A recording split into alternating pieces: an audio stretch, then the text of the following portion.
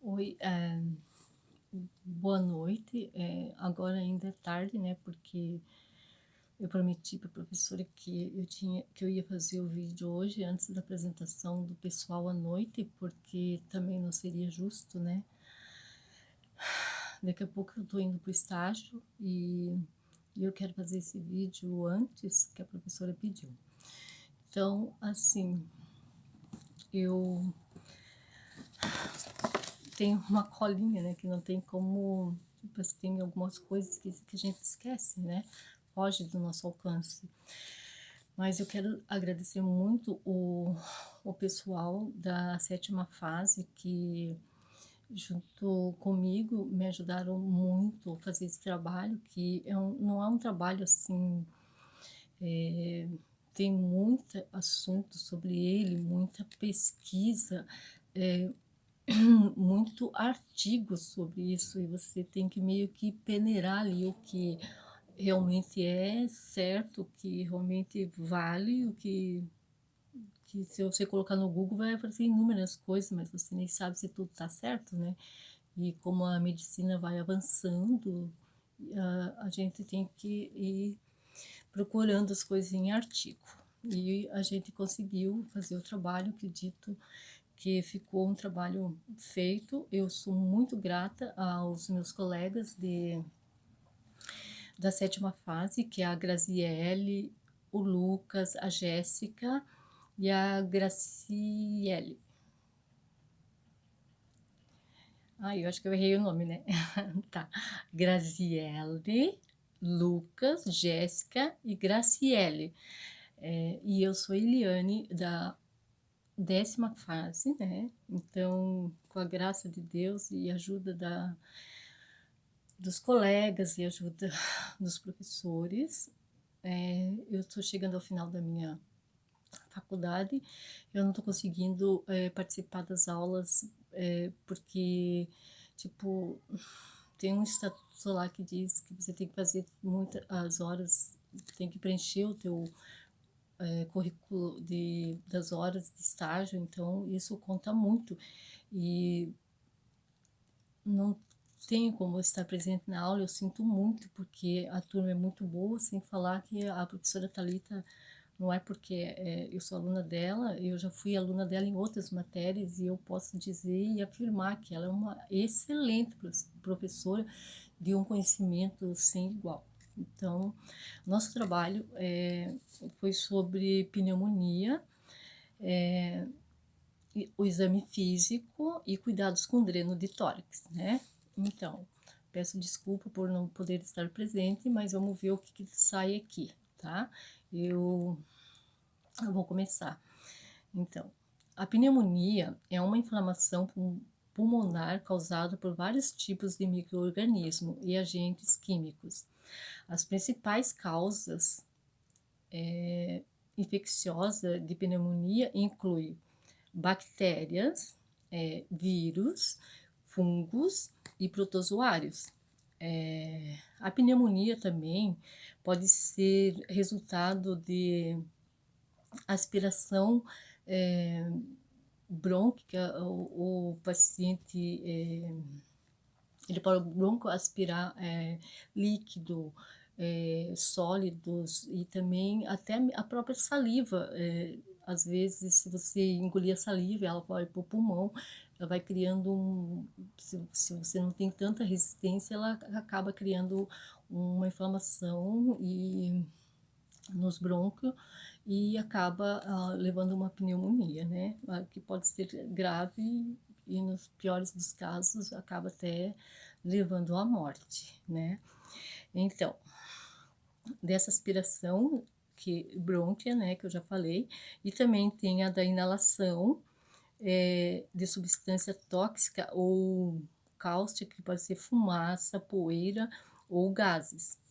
Também por baixa imunidade, por condições de mobilidade, num paciente que, vamos dizer, um paciente que que teve AVC e ele ficou, tipo, sequelado com sequelas, né?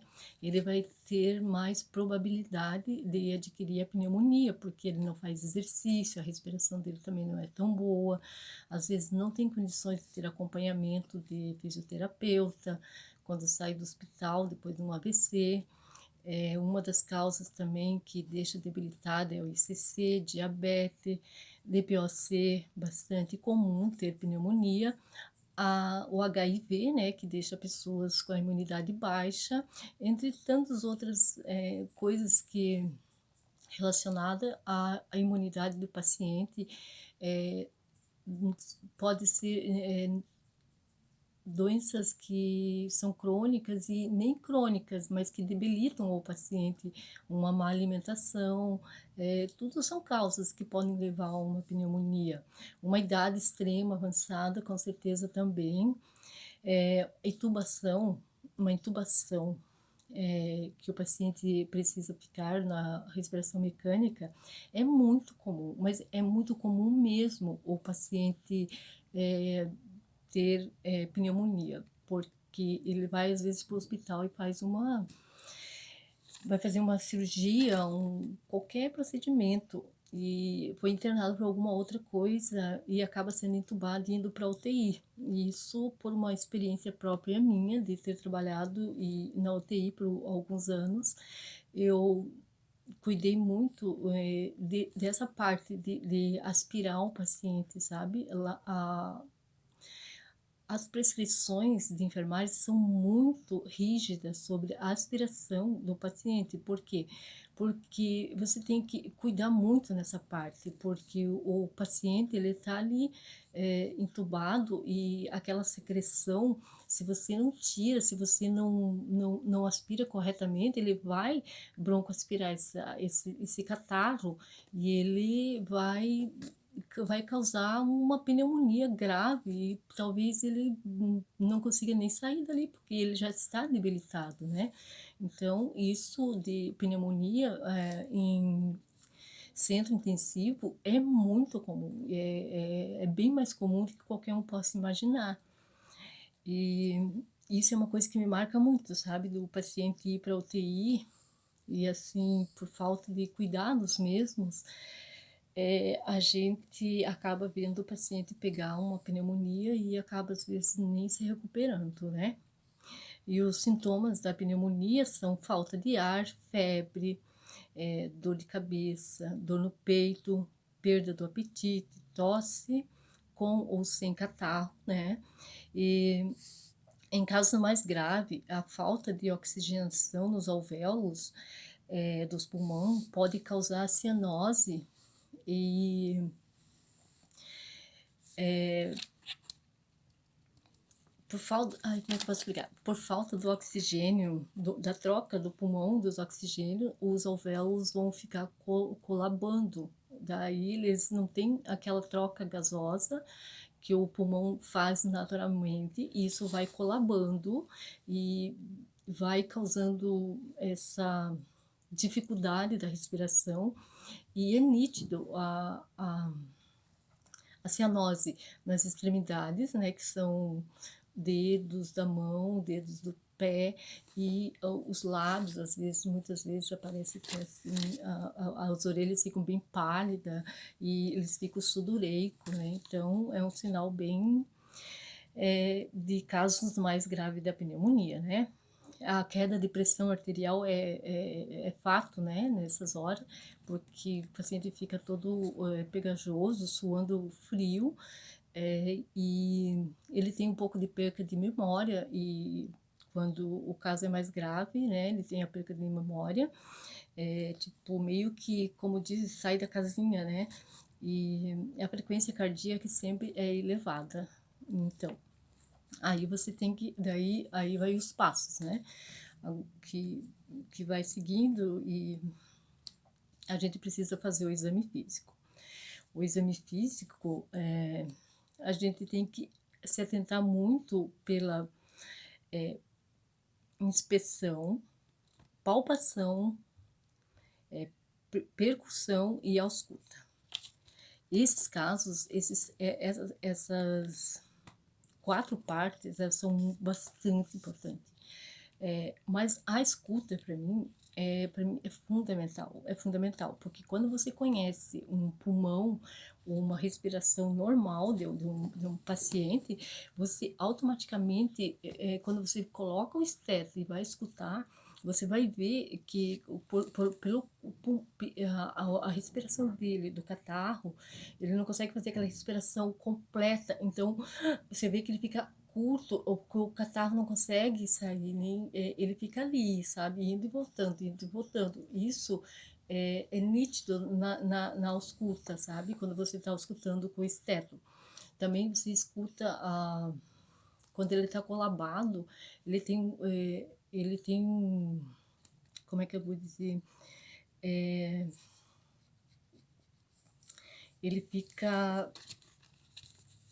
bem, esqueci a palavra, mas já vou lembrar. Com criptação. Ele tem um barulho de criptação e umas borbulhas, sabe? Tipo, fica borbulhante. Faz um barulho bem diferente. Você vê, sente a força da respiração pela ausculta. Todo o exame físico, todo completo, desde das glândulas aqui que você vai apalpar, depois você vai fazer a percussão, vai fazer tudo, mas para mim, assim, eu acho a ausculta, eu consigo detectar mais a falta de ar, como está o pulmão pela ausculta. Isso é de extrema importância no exame físico, né? E, então, se você sabe correto a parte, quando o pulmão está funcionando normalmente, logicamente você vai saber, automaticamente você vai saber quando o pulmão não está bem, né? Isso é fato, né? E eu vou falar então também, me está ficando gigante o vídeo, mas tudo bem, professora, desculpa. Do diagnóstico de enfermagem, né? Então, o diagnóstico de enfermagem seria a troca gasosa prejudicada, dor aguda, padrão respiratório ineficiente, nutrição desequilibrada, hipertermia, conhecimento deficiente, risco de infecção, risco de volume de líquido insuficiente, risco de intolerância a atividades, porque, na verdade, pela dor e pela falta de ar, eles não sentem vontade de fazer muitas coisas, né? E isso é bem comum. A pneumonia é uma doença comum e até tem uma porcentagem bem grande, assim, nos hospitais dessa doença, né? Que é decorrente de outras várias doenças junto. E a intervenção de enfermagem seria oxigenoterapia, aspiração das vias aéreas, assistência ventilatória, terapia nutricional, controle do ambiente, né? Tipo, deixar o ambiente limpo, arejado, sem pó, porque isso vai ajudar na recuperação do paciente, né? Se você manter um ambiente limpo, arejado, isso vai ajudar com toda certeza, né? Ensino. O ensino aqui, eu acho, o ensino quer dizer que o processo da doença é muito importante você explicar para o paciente o que acontece, como é a doença em si e como ele tem que se cuidar depois, né? Porque é um processo que vai demorar um pouco, né? Até ele sair do hospital e vai ter que continuar se cuidando, né? Porque o meu filho mais velho, ele já teve pneumonia 3 vezes, ele com 2 meses, depois com 3 anos e com 15 anos. Então, também depois a gente já teve os grandes cuidados, né, com ele, e ele hoje com 29 anos nunca mais teve, graças a Deus. Tá. Essas são as intervenções, né, como eu disse ali, o ensino, que é o processo de explicação, explicar para o paciente, para ele continuar, depois que sair do hospital, se cuidando, o que é a doença em si, deixar ele por dentro, se ele tem, passar o máximo de informação que puder. A terapia ocupacional, que é muito importante, tanto quando ele está internado, se ele estiver internado, como depois, né? e a promoção de exercício e o controle da medicação. É sempre incentivar ele levantar da cama sozinho, comer sozinho, tomar banho sozinho, sempre deixar, porque a gente sempre, lá no hospital eu vejo que a gente sempre tem aquela vontade de, ai, deixa que eu faço, não, a gente tem que se segurar para deixar, demora um pouquinho mais, mas deixa ele fazer. Isso é muito importante. Tá, vamos lá. Tá aqui. E o que a gente espera resultado depois do diagnóstico e das intervenções? A gente espera os resultados, né? Que o resultado seria a melhora respiratória, melhora dos sinais vitais, mais resistência, repouso, que ele tenha vontade de fazer autoajuda, tipo, ter a iniciativa de se ajudar, sabe? A fazer ele entender a importância disso, né? Então, o resultado esperado seria ele auto se ajudar, né? E o controle da doença, que é explicando como ele pode estar se ajudando nesse processo. E agora a professora também pediu para a gente falar um pouco do dreno de tórax, né? O dreno de tórax eu acho uma coisa bem interessante e, assim, bastante, assim, coisa para falar sobre isso, mas como o vídeo, né, não é tão...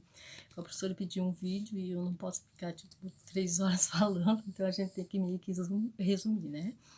Então, professora, o dreno de tórax, vamos lá. O que é o dreno de tórax? Vamos começar. O dreno de tórax é um catéter grande inserido ao longo do tórax para remover líquidos, fluidos, sangue e ar na cavidade pleural. A principal função do dreno de tórax é a retirada de líquido, de secreção e sólidos, uma fibrina, coisas que estão acumuladas no pulmão. Por isso que ele é de um calibre grande, muito desconfortável, né? Porque ele fica... tipo assim... Eu diria que é um dos procedimentos que o paciente, sim, exige bastante cuidado, tanto dele, da nossa parte de enfermagem, como do paciente, né? Pulmonar. Então, com o objetivo de estabelecer a pressão negativa da atividade pleural, manter a função respiratória e a estabilidade hemodinâmica do paciente, né? E quando que é indicado o dreno de tórax e em quais casos são necessários usar o dreno de tórax? Então, vamos lá. O dreno de tórax, ele é um processo totalmente estéril, né? Então, é feito pelo médico, nunca pela enfermagem, né? A enfermagem ali, ela é necessária em todo o processo. Mas quem coloca o dreno é o médico, né? Então, e os nossos cuidados são muito importantes na hora de abrir, deixar tudo arrumadinho ali pro médico, porque precisa ser estéreo, né? Tá. As principais indicações de dreno de tórax é a pneumotórax, que é o acúmulo de ar no espaço pleural, hematórax, que é sangue, né? É acúmulo de sangue no espaço pleural, piema pleural, que é pus no espaço, na cavidade pleural, né? E também tem hidrotórax, que é o acúmulo de líquido na cavidade pleural, quilotórax, que é acúmulo de linfa na cavidade. Para tudo isso, esse procedimento que precisa ser feito, né? Tá, então, era do dreno de tórax, é isso. E o máximo de cuidado, porque é um processo estéril e depois ele continua sendo muito estéril. Eu vou falar aqui dos cuidados do dreno de tórax, cuidado de enfermagem do dreno de tórax, né? Que é preparar preparar o paciente e informar a família. Isso é de extrema necessidade, porque a enfermagem tem que muitas vezes o médico faz isso, mas é muito bom que quando a enfermagem faz, porque a enfermagem vai acabar acompanhando esse paciente depois, né? Então, você tem que fazer, primeiro, informar o paciente se ele tiver condições e apto para entender qual é o procedimento. Você é obrigada, isso é uma missão da enfermagem, falar para o paciente e informar os familiares, que os familiares têm que saber o que é um dreno de tórax e como funciona para poder depois ter os cuidados. Não necessariamente eles têm que saber o que é 100%, mas mais ou menos para poder, né, seguir os cuidados, né? Então, primeiro, preparar o paciente e informar o paciente e os familiares, higienizar as mãos, para variar um pouquinho, né? Organizar o material, né, que são vários, abrir o recipiente de água ou salina, abrir o sistema de drenagem e deixá-lo em pé. Isso são coisas assim super importantes. Encher o frasco até o nível recomendado, né, que está indicado, manter o procedimento estéril, né, repetindo que esse procedimento, a enfermagem é de total importância, mas é feito pelo médico, e depois segue, que é muito importantíssimo manter, marcar a data, o horário e o nível da drenagem. Sempre checar a flutuação do selo de água. Assim, ó, o selo da água você tem trocado de plantão para plantão, né? Isso varia do hospital. Quando você faz 12 horas, você vai nessas 12 horas tuas, você vai ter que trocar o selo d'água, ver o selo de água ali, geralmente são 500 ml, e o que tiver além desses 500 ml são secreção, é o que saiu do pulmão desse paciente. Vai ser anotado na anotação e vai ser passado em plantão para que depois continue isso, porque isso é de extrema importância para saber, para depois o médico saber qual é a conduta, qual é a medicação, tudo, a hora de tirar. Isso são coisas assim que a enfermagem é 100% importante nesse caso.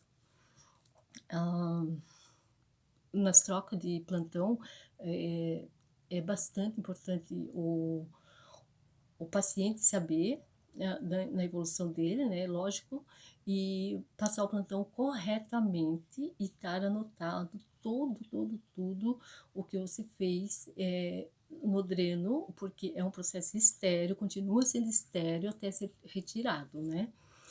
E a medicação para pneumonia, geralmente tratamento para pneumonia requer o uso de antibióticos e a melhora costuma acontecer de 3 a 4 dias. E a internação para pneumonia pode acontecer em alguns casos quando a pessoa é muito idosa ou tem alguma comorbidade, febre muito alta ou apresenta alterações clínicas decorrente da própria pneumonia, né? Que no caso do meu filho, que foi internado as 3 vezes que ele foi para o hospital, ele foi internado porque ele apresentava todos esses sintomas. Ele só não tinha tosse, que é muito interessante, né? Por isso que diz, às vezes o paciente, ele apresentava tosse, na verdade, mas era uma tosse que não fazia muito, não chamava atenção, né? Então, por isso que diz ali, tosse com ou sem secreção, né? E isso é normal.